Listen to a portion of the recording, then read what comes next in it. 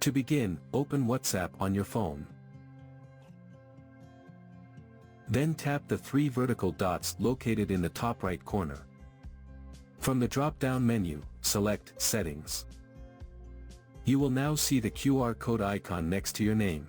Tap on it to proceed. Now, your unique QR code appears on the screen. Tap the share icon in the top right corner to send it through various social media apps.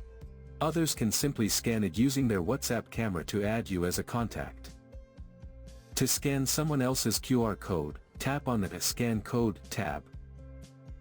Then use your WhatsApp camera to scan their code and instantly add them as a contact. If you send your QR code to someone by mistake, you can simply reset it to ensure your contact details aren't accessible to that person anymore. To do so, tap the three dots in the top right corner. Then tap Reset QR Code. From the confirmation window, tap Reset. This will generate a new one, making the previous code invalid. So that's how you can use QR code on WhatsApp.